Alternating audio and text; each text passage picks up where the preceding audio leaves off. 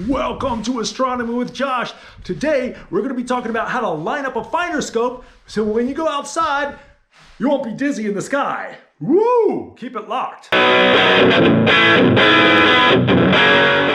Happy holidays and Happy New Year. Hopefully Santa was good to you and brought you a telescope. And if you've never used a telescope before, well, you're in for a big disappointment. Well, likely, because they're a little tricky to use. But once you get it dialed in, man, you're gonna love it. But if you don't love it at first, keep trying, and hopefully this video will make it a little bit easier for you. When I first went out with a telescope, I was expecting to see things that looked like my hat. That's a Hubble telescope picture printed on a hat, of course.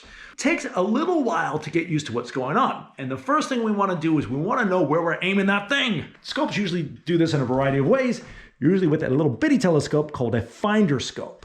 Sometimes with something called a red dot finder. We'll talk about that in a minute. So this is a low power, wide field of view telescope right here. So it's a little easier to point at. So what you're gonna wanna do is start out in the daytime, man, and find a distant object like a chimney or a telephone pole or a distinctive tree.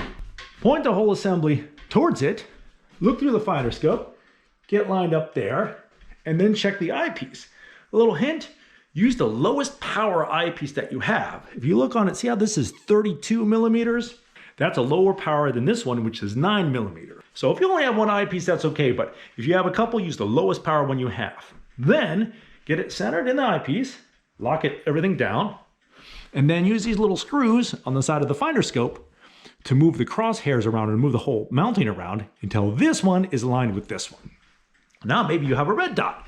This is a Rigel quick finder. I really like this one. I don't think we can really see during the day here, but if we look through that little glass, there's gonna be a bullseye projected on the sky. Same thing, you aim it at the chimney or the tree. Probably try that at dusk with the red dot. Center it here, and then you'll use these little knobs to align the bullseye with everything there. And then a great first target is the moon, just to make sure everything is perfectly calibrated.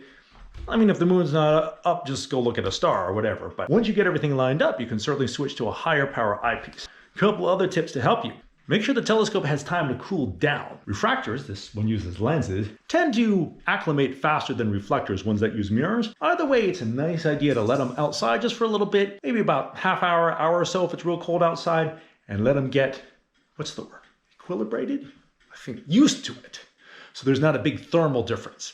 And then for yourself, if you're staring into the bright light all the time, you're like, hey, I need to change a light bulb. How many Joshes does it take to change a light bulb? Probably several. You're not gonna have any night vision. Your pupil in your eye needs to open up more to let in more light. If you go outside, you can just give yourself a little time to get used to the dark, or you can walk around like a real weirdo like this all day, or put an eye patch on or whatever. That'll help too. Let me know if you have any questions. Take it bit by bit. Every time you go outside, just practice a little bit more, and pretty soon you'll be a pro. And hey, one more thing, I'm really excited to invite everybody over to my new Rumble account, rumble.com/JoshUrban. It's an alternative to YouTube. Big Tech has really been worrying me with their censorship.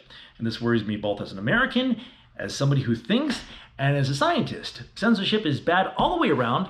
If you don't believe me, just read some books on it. There's really no need or reason for it. So hope to see you over there. I'm still gonna be posting videos on YouTube as of now, but I wanna start moving things over there more and more. So hope to see you over there, and keep looking up. Clear skies.